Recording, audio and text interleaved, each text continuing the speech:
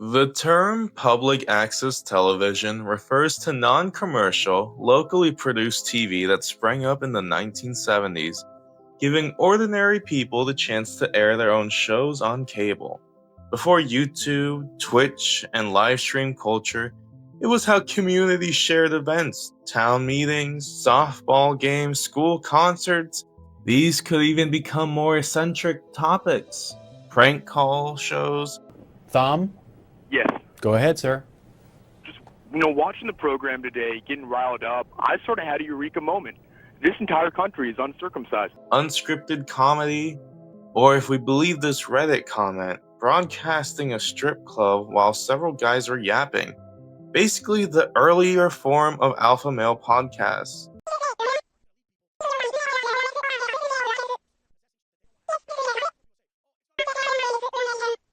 With the rise of online platforms like YouTube and the steady decline of cable, the era of public access TV has almost completely disappeared, hanging on like a loose thread. A few instances of public access is still available online, which ironically undermines the whole public access premise. Yet, back in its heyday, airtime was cheap. Reports say as little as $30 could buy you a half hour to show almost anything. Because these channels weren't driven by advertising, regulations were light, leaving plenty of room for programming that gleefully crossed the line.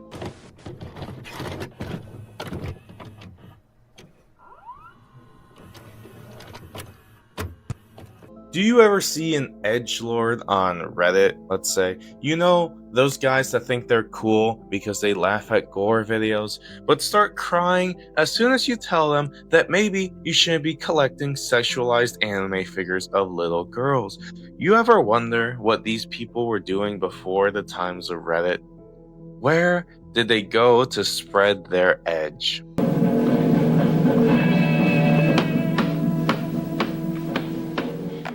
The Great Satan at Large broadcasted one episode in 1991 before being immediately afterwards canceled by an upset Tucson, Arizona. This was in the middle of the American Satan scare, parents freaking out over satanic rock and roll corrupting their children. The Great Satan at Large broadcasted on a channel that was well known for Christian programming. Imagine being a good Christian household, sitting down at 6 p.m. with a hot meal, ready to relax after a long day with some nice television with the family. Then you just get jump scared by a Redditor's mad ramblings with clips of chroma keyed Adolf Hitler, women stabbing their own throat, and jesters pleasuring themselves. The show was filled with Nazi-themed imagery as the aforementioned Adolf, as well as the show opening with a swastika over the American flag, and then followed by 5 minutes of Satan giving Roman salutes, as they're called nowadays, and flipping the camera off. The show really just consists of nothing. A jester seriously just doing his business for 45 minutes straight. A demon making out with a woman. The first alpha male podcast. You even have your token bald guy. After this broadcast's cancellation, the creators of The Great Satan at Large were forced to flee Arizona under fears of being faced with obscenity charges and up to 40 years in prison.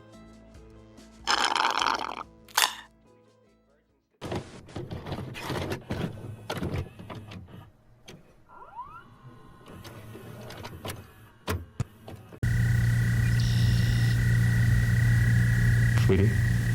If I were to describe Unwind with the Sweeties, I'd describe it as if you turned on smiling friends while borderline overdosing on some illicit substance.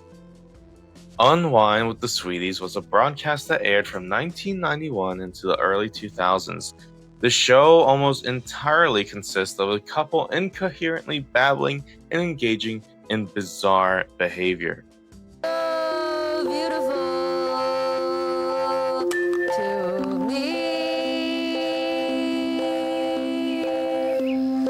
If you told me this was entirely an art student's final project, I wouldn't even cast a second doubt. as it really seems like it'd be some art project.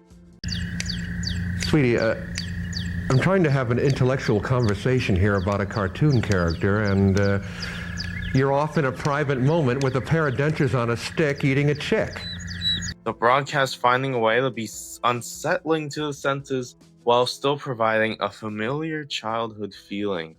The sweeties aren't scared to show off either, often taking part in shopping trips, going to the bakery, dressed up in their garb, unabashed.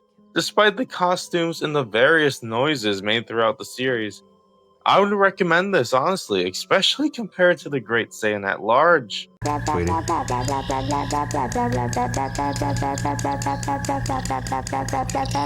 There are some artistic measures used.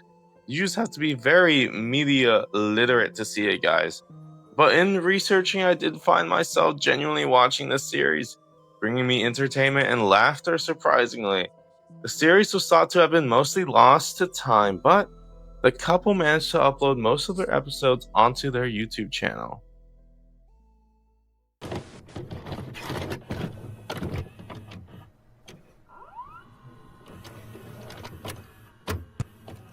Listen, we've all been there, singing in the shower, or while cruising in the highway. Yes, we may not all sing the best, Driving in my car right after a beer. But you feel the music and you're alone, so who really cares? Well, the difference between us and Sondra Prill is we don't broadcast it publicly.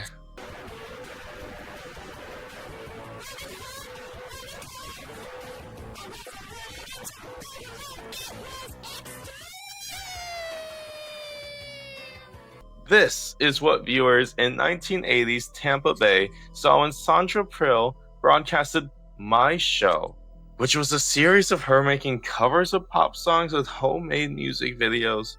Her sign-off was her singing the Star-Spangled Banner with her imposed over the American flag, with her hugging herself and pretending to move in slow motion. Sadly, most footage of Prill's My Show is considered lost media. Now, you may say, wow, Humongous, you really are a jerk. You're just making fun of a woman just broadcasting, performing, wanting to get out there. Aren't you doing the same thing right now? Well, yes, I am. And let me just preface, I'm not really making fun of Sondra for just singing badly. Rather, I'm going to talk about what happened after the broadcasting of My Show. On October 16th, 1992, Sondra performed in the Tampa Bay Performing Arts Center. She was charging $50 a ticket, equal to over $120 today. But let's put this into perspective. The last few performers at the center would charge about a maximum of $25 a ticket, so audience expected a great show. It was reported that only 41 tickets were sold, but about 70 were in the crowd, probably meaning that Sondra just started giving tickets away. I bet those 41 people were pretty upset about that. A witness later said, "This was the most abysmal entertainment event to ever take place in the Tampa area. Sondra had a unique way of handling a melody, a cross between the dulcet sound of setting one's hair on fire and sticking one's hand into a garbage disposal."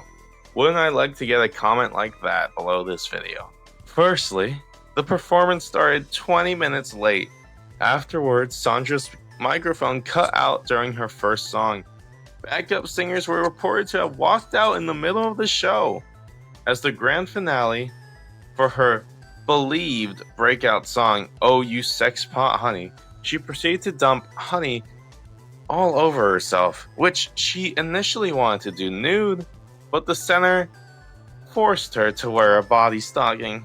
Sadly, Sondra never has had a public performance again, and we don't know about her current whereabouts. I'm wearing a new dress, new hair, brand new ideas. As a matter of fact, I'm changed. Fuck you.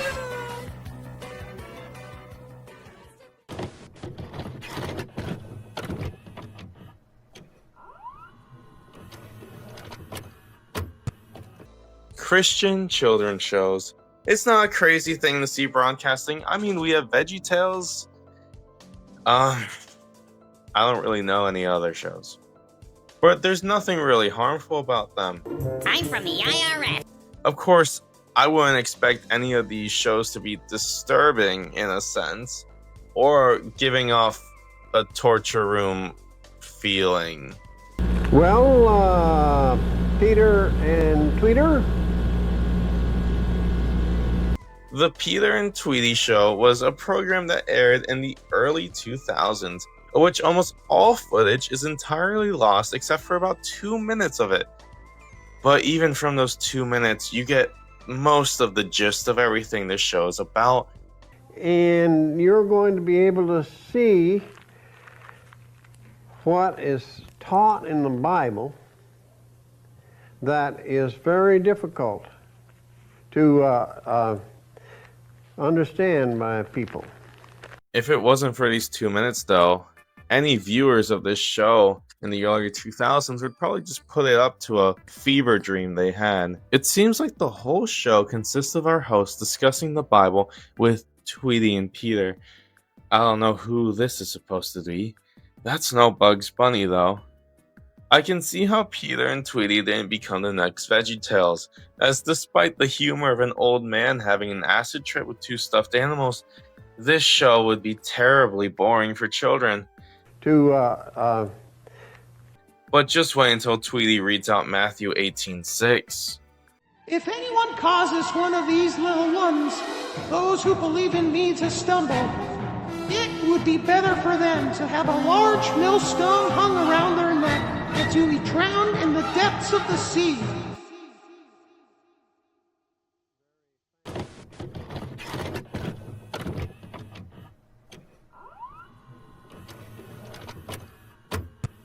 Jim Spagg's Sex Show. What a name. Was a public access show that ran from 1990 all the way up to 2003. And this show really pushed the limits of public access television. After watching a few archives, I can only really call this show overwhelming. The broadcast being a constant splurge of a nude 60-year-old Jim Spagg, followed by clips of him playing guitar, nude woman, and very in-depth views of Spagg's showering sessions.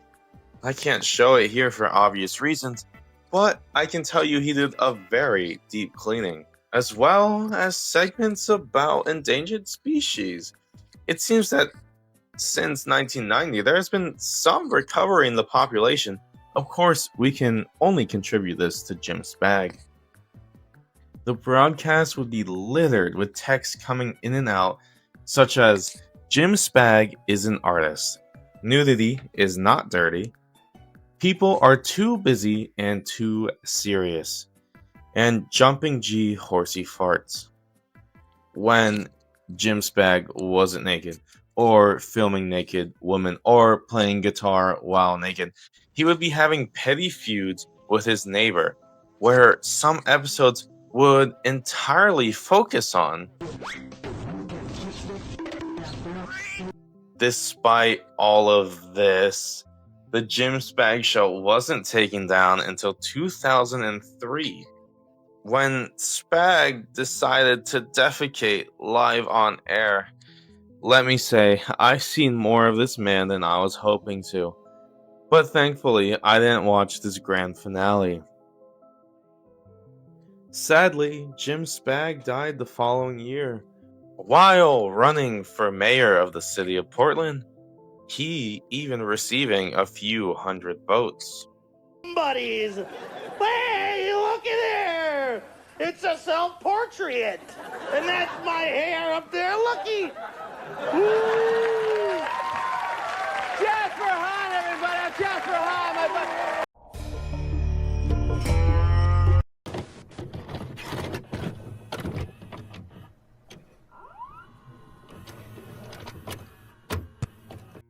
Hello everyone, this is Hugh Mongoose here, and let me say, I don't have a script for this, so I'm just going off the top of my head.